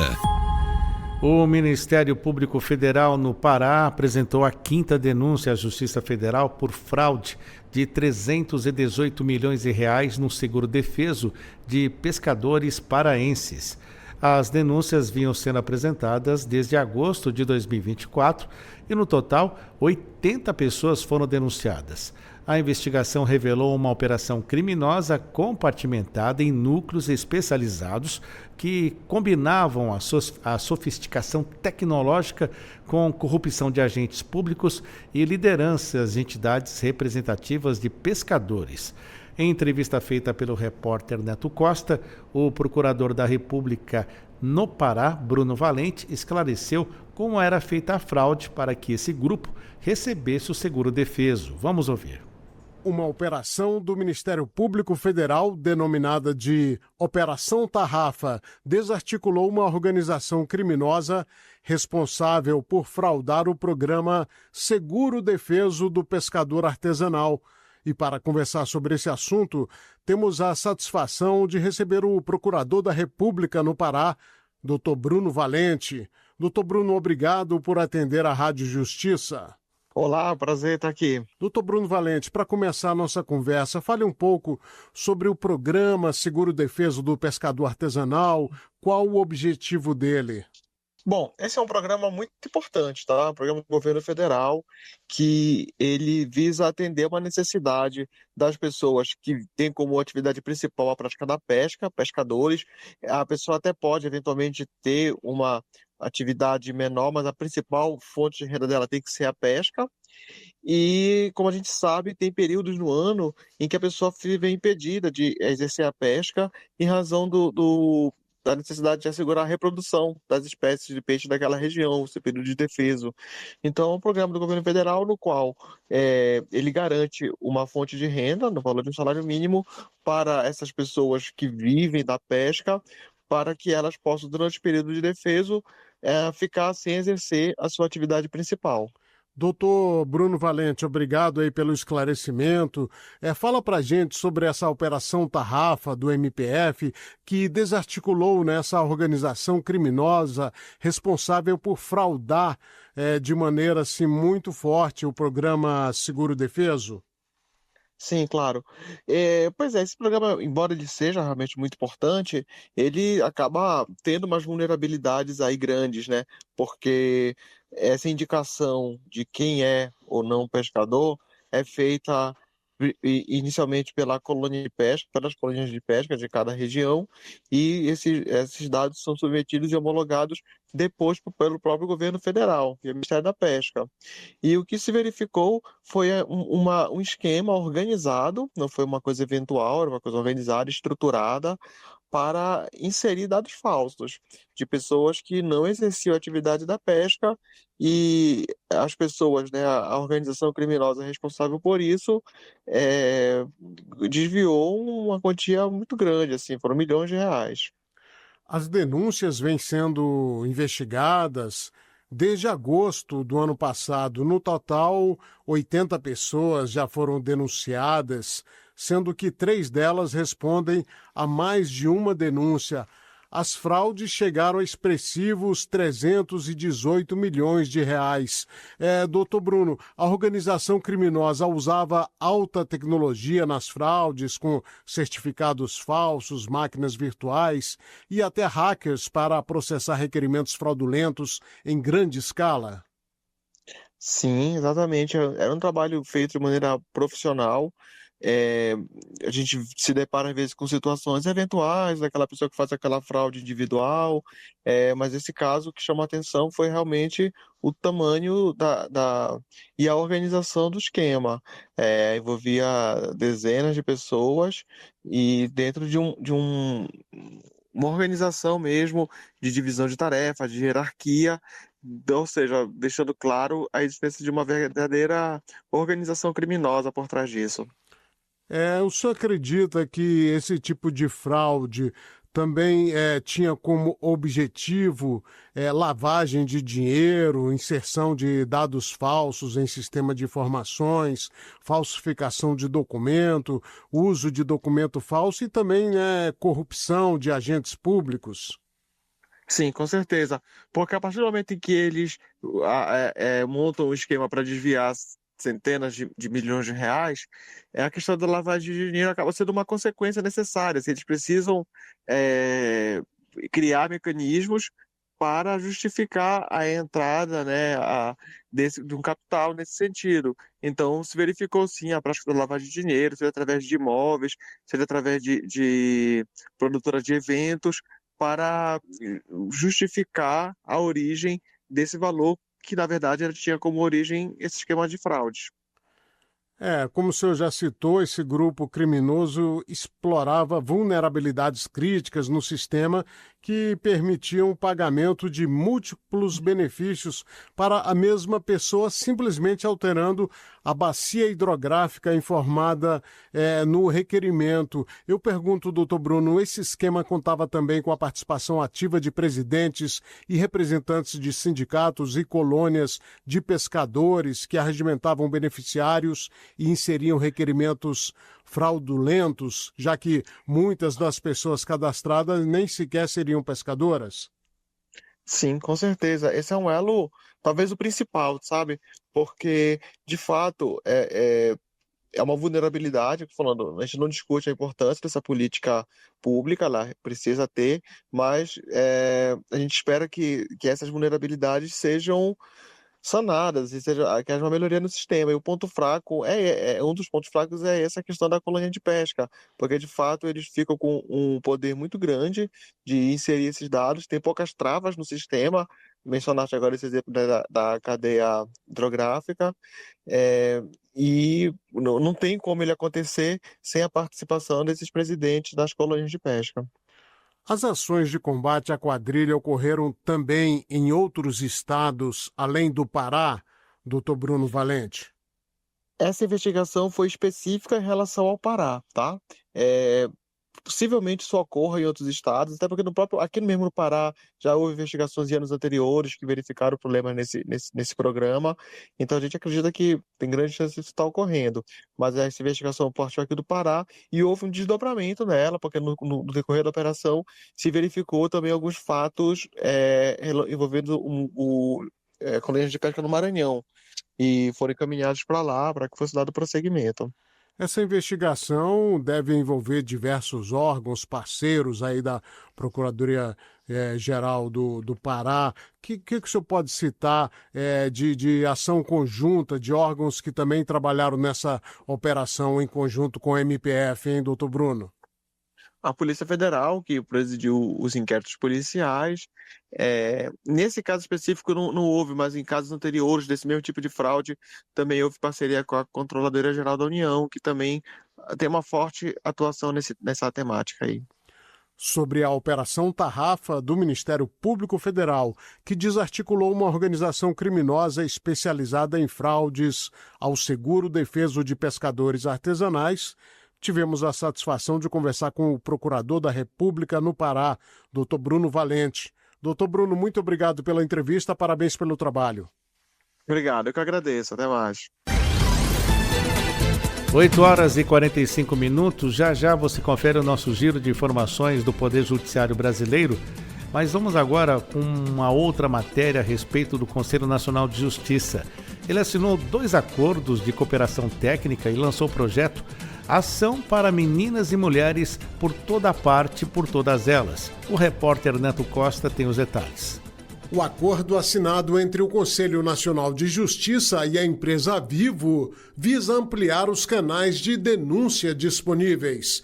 É a tecnologia a favor do combate à violência contra a mulher, ou seja, o uso do celular como ferramenta para alertar a população de que esse é um problema coletivo, como explica Breno Rodrigo Pacheco Oliveira, secretário-geral e diretor jurídico da Vivo. É uma grande satisfação, uma honra, na verdade, ter tido essa oportunidade de colaborar com o Conselho Nacional de Justiça nesse tema que é tão caro, principalmente num país como o Brasil, de dimensões territoriais, em que as realidades nas capitais são muito diferentes das cidades pequenas, com questões de logística, de informação. A conselheira do CNJ, Renata Gil, comenta sobre a importância do projeto. criar medida protetiva eletrônica para todo o Brasil é um passo importantíssimo, porque uma mulher em risco, através do seu celular, consegue imediatamente acionar o juiz e obter essa medida protetiva. Dados atualizados do Mapa Nacional da Violência de Gênero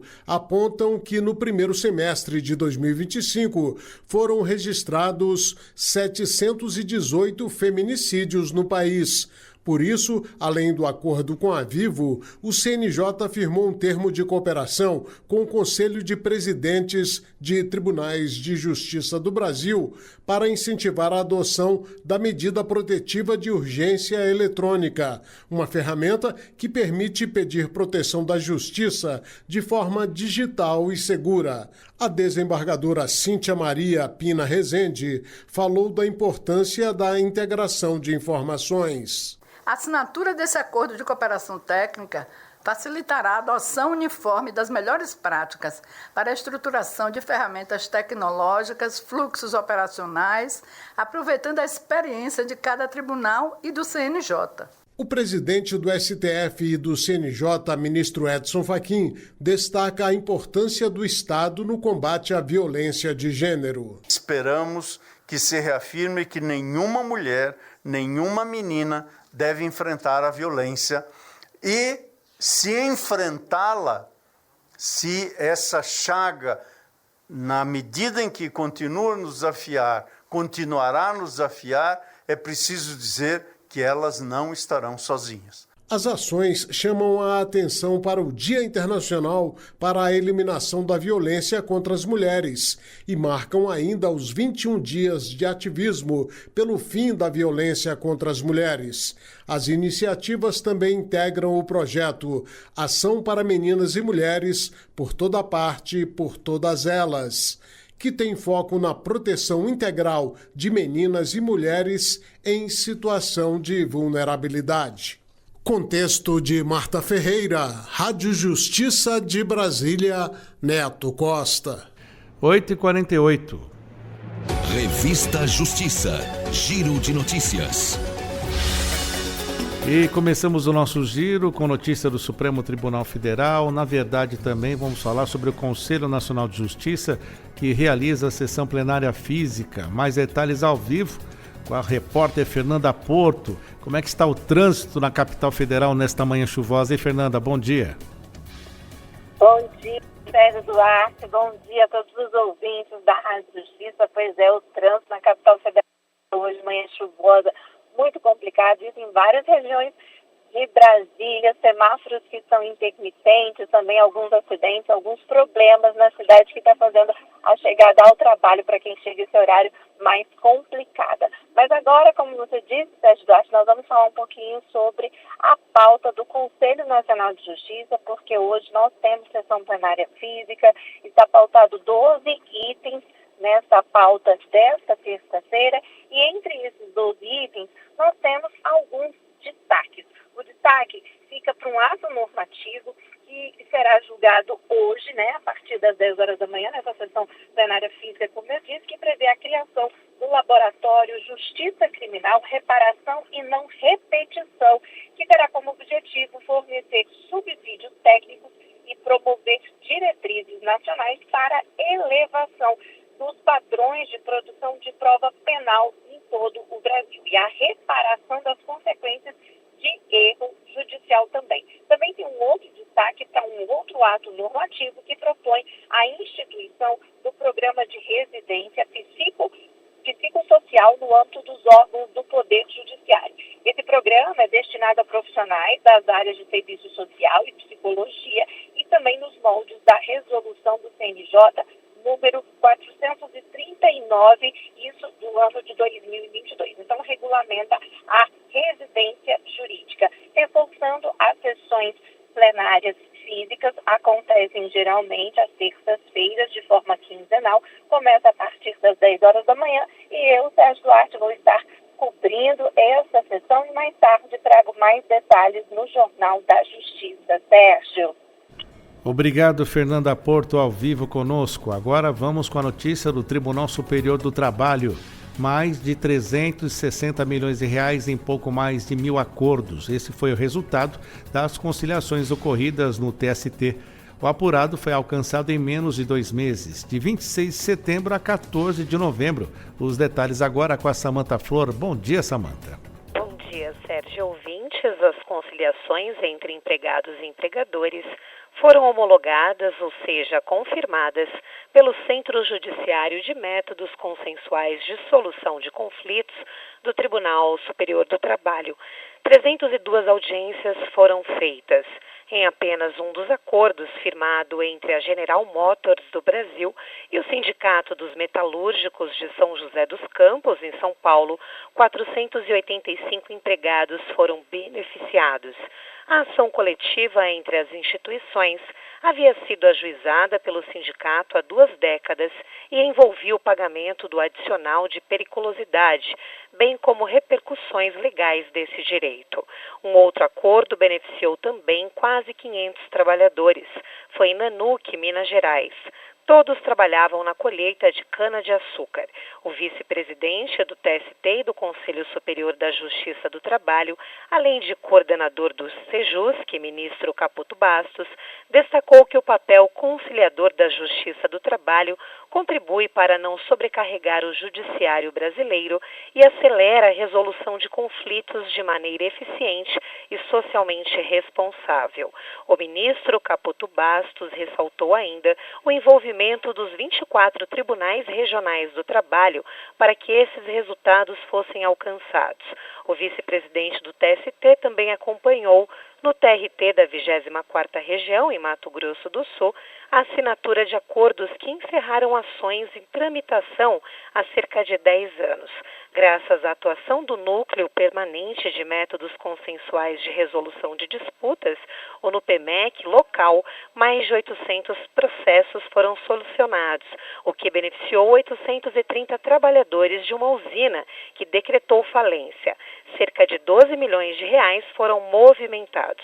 Todos os acordos fazem parte do programa Semana Nacional da Conciliação, uma iniciativa que ocorre anualmente sob a coordenadoria do Conselho Nacional de Justiça, o CNJ.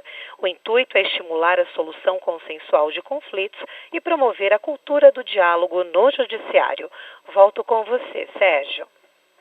Obrigado, Samantha Flor, pelas informações ao vivo, direto do TST. Fechando o nosso giro, vamos até o TSE.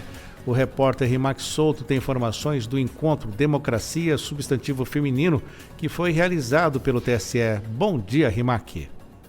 Muito bom dia, meu amigo Sérgio. Bom dia também para você que nos acompanha sempre aqui pela Rádio Justiça. Pois é, Sérgio, a ministra Carmen Lúcia, presidente do Tribunal Superior Eleitoral, ela inclusive fez um conclame, né, durante o encerramento do encontro Democracia Substantivo Feminino, realizado ao longo de toda esta segunda-feira, justamente véspera do Dia Internacional pela Eliminação da Violência contra as Mulheres. Vamos ouvir. Nós, reunidas no Tribunal Superior Eleitoral no encontro Democracia Substantivo Feminino, mulheres brasileiras, reafirmamos o nosso comprometimento com a efetivação jurídica e social dos direitos fundamentais de todas as pessoas. Conclamamos a sociedade a adotar como sua a responsabilidade urgente, objetiva e plena para a concretização dos direitos fundamentais historicamente negados a muitos grupos, embora formalmente assegurados a todos. Olha, Sérgio, esse texto lido ao final do encontro, como eu disse, foi redigido especialmente para refletir sobre tudo que foi dito no evento, que reuniu diferentes gerações de mulheres que compartilharam experiências e opiniões sobre a equidade de gênero em diversos campos, entre eles o eleitoral e também o político. A presidente do TSE agradeceu a cada uma e a cada um que esteve presente ao encontro Democracia Substantivo Feminino, em especial as pessoas que participaram dos painéis. Sérgio. Obrigado, Rimac Souto, pelas informações ao vivo, direto do TSE. 8h56, vamos ficando por aqui com a Revista Justiça, a apresentação minha, Sérgio Duarte, a edição da Camila Rodrigues, produção Diego Veiga, trabalhos técnicos Luiz Alves, coordenação de jornalismo Marcela Luiza. Secretaria de Comunicação Social, Supremo Tribunal Federal. Fique agora com a transmissão da sessão plenária do TST. Um ótimo dia para você e até já.